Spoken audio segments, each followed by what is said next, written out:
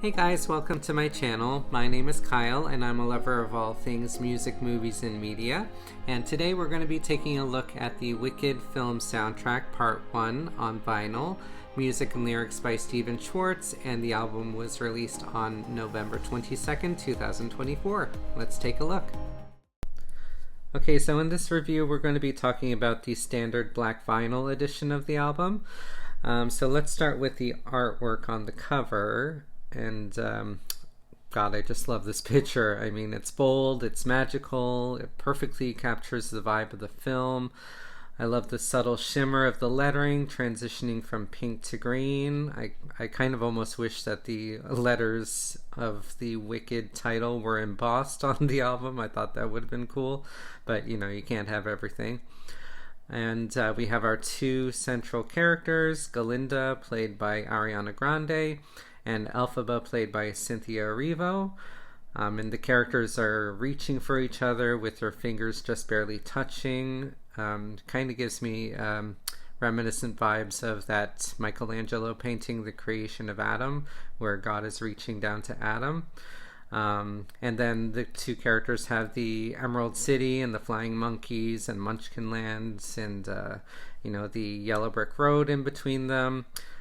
So I'm wondering if this was meant to be a representation of their desire to remain friends, maybe, despite the powerful obstacles between them.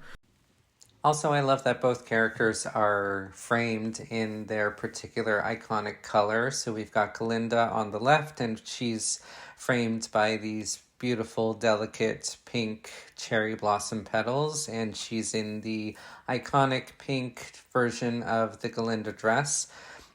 Which was made famous by Billy Burke in The Wizard of Oz. I like that they did that instead of going with the stage version, which was a blue dress that Kristen Chenoweth wore. So I like that they went back to the callback to the Billy Burke dress and they did her iconic pink.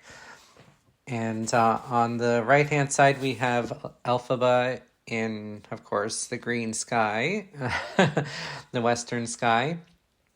And her side is kind of more framed in more kind of dead, barren, darker, I want to say, more earthy, maybe, objects. We have the dead branches, we have a barren wasteland, which I'm sure is what the western side of Oz looks like.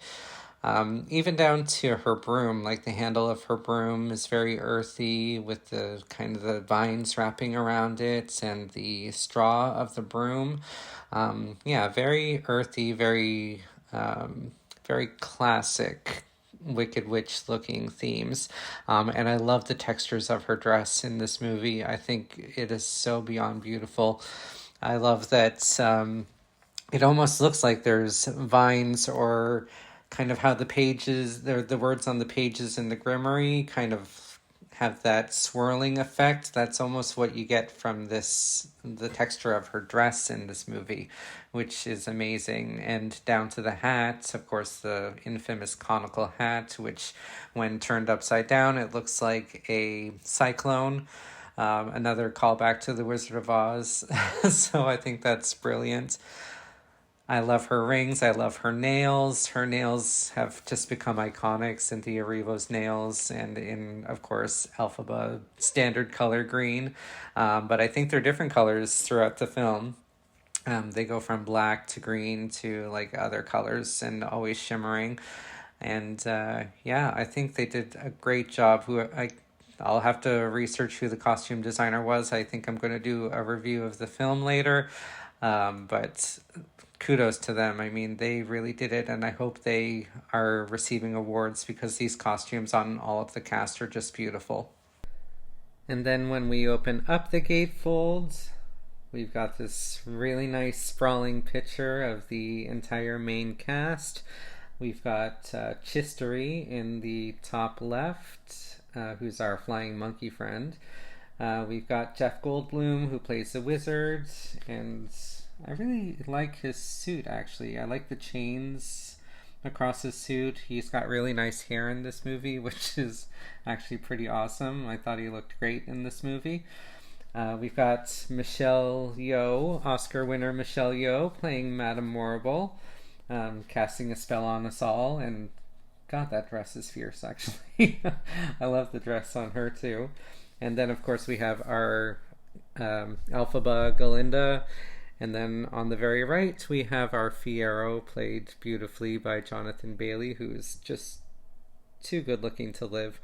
And then we have in the background more of the more of the Oz landscape. We have the Emerald City, we have Shiz University, we have our 9 million tulips that were planted in Munchkin Land that were only seen in one scene of the film. So I'm hoping whoever the hell had to do that job, I hope they're going to show more of that in the second movie, because if that was just for one scene in the first movie, then that was a lot of work for, not a lot of movie. But I love that the tulips are planted in a rainbow color pattern. So again, always referencing back to The Wizard of Oz and Somewhere Over the Rainbow by Judy Garland. And then we have a lot of the credits, so everything down to, music trainees and orchestra leaders and the musicians. So that's great that they're getting a nice credit inside the album, because the choirs, the background singers, the orchestration on this movie were impeccable. Even at the beginning, it's so grand in No One Mourns the Wicked. I just can't believe that they were able to bring all this to life and make it even grander than the stage show was. I mean, that's really impressive. Now, what I'm wondering in this picture is whether or not it's intentional for them to be placing Galinda, Fiyero, and Elphaba sort of in a lighter setting, given that there are heroes, and we have Chistery, the Wizard, and Madame Morrible kind of on the darker side of the image, considering there are more shady characters and they're the ones with the axe to grind. So I wonder if that's intentional or if it's just a coincidence. I doubt that it's a coincidence, but that's a really nice feature as well, to get them, the foreshadowing of those two characters versus our heroic characters on the other side in the daylight. And then, of course, on the back of the album, we have the track listing of the 11 songs that make up Act 1 of the musical and Part 1 of the movie. So let's talk a little about the track listing, because this soundtrack is stacked with Broadway bangers. I mean, we've got The Wizard and I, we've got Popular, we've got I'm Not That Girl, Defying Gravity, which who hasn't done that for an audition for a theater piece? I mean, everybody tries to do it, very little succeed. Dancing Through Life, which is a great song and sort of has all the main characters. We've got Jonathan Bailey, Ariana, Cynthia, we've got Ethan Slater and Marissa Bodie, who play Bach and Nessa Rose in the film. And what I love about the performances, especially Ariana and Cynthia's, is that they change the songs just enough from the already iconic performances of Kristen Chenoweth and Idina Menzel from the Broadway version, and they change it enough to breathe new life into the songs that are already iconic. And it can be something as simple as a new run or taking a moment up into a higher key. I mean, consider Ariana's note, her last note in No One Mourns the Wicked. I mean, she just shoots that fucking note into the stratosphere where probably even Kristen Chenoweth couldn't take it. But I love how the songs take you through the highs and lows of the story. It captures every emotion perfectly. Are there fillers on this soundtrack that, we don't necessarily need? Yeah, I mean, we have Dear Old Shiz, we have Something Bad, and I know that there are transitional songs in the movie, but do I really need them on the soundtrack? Not really. I mean, they don't add much to my listening experience, but given that they're only about a minute long, each of them, I can live with it. Usually if this was a CD or cassette, I would skip right through it, but vinyl, it's harder to skip past, so I just listen to it anyway, but I don't really need them to be there. Now, I will say that the one downside of the album is that the songs do sound like they're ripped from the movie because they are, and it kind of gives it a muffled or muddled sound to the songs, especially when it goes from the speaking parts of the songs to the sung parts of the songs.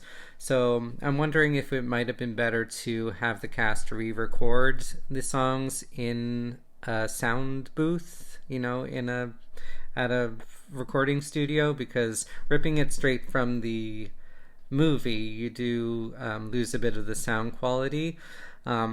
But on the other side, there is, you lose a bit of the sound quality, but you get more of the emotion in the song when it's ripped right from the movie, because you're getting their genuine emotional performance. So you hear the little breaks in their voices, the whispers, the gentleness, and when they sing out, the harmonies are a bit tighter and more rich because they're feeling them more in the moment. And in context of the story. So maybe that's why they did that. But again, you do lose a bit of the sound quality, but can't be perfect. Now, having talked about the songs, let's talk about the voices behind the songs. So let's start with Ariana. Guys, who the hell knew she could sing like that? I mean, yes, we all know she can hit those Mariah whistle notes, but this was a straight up opera performance, and you have the opera opening on No One Mourns the Wicked, and then the flourishes in Dear Old Chiz, but then she's going back into a more poppy sound for things like Popular and What Is This Feeling. But even the poppy sound doesn't sound like Ariana's regular singing voice. Like, you can hear the theatrical character voice coming out of her, which is really impressive given that I haven't seen her act much. I know she did probably Disney or Nickelodeon stuff in her early years, but it's been a hot minute. So the fact that she is able to go that deep into a character where even her singing is changed, and I mean, that's really impressive to me. And she must be vocally exhausted from doing this part, going up and down from pop to opera. But she did the damn thing, so kudos to her. And even the tender moments that she has with Cynthia on Defying Gravity, in the beginning when they're trying to be hush hush because the guards are after them, and she's trying to reason with Elphaba, even those moments are just so tender and so beautiful that she should be so proud of herself. And I'm so sad that she hasn't won, she didn't win a Golden Globe or something, but she's winning a lot of other awards, so, kudos to her again. I can't wait to see her work in the second film, because I know we're just going to go deeper with the Galinda character in the second film, having seen the stage production. So, really excited for that. And as for our goddess, Cynthia Erivo, oh goddamn. I don't know how she managed to give me oh god, I can't even speak. She's making me so excited. I can't believe she gave me goosebumps on almost all of her numbers, because she freaking did. I mean, the climax of The Wizard and I, even the moment where she says I'd be so happy I could melt, just the way she says melt. Oh god, thinking about it right now, it's giving me chills.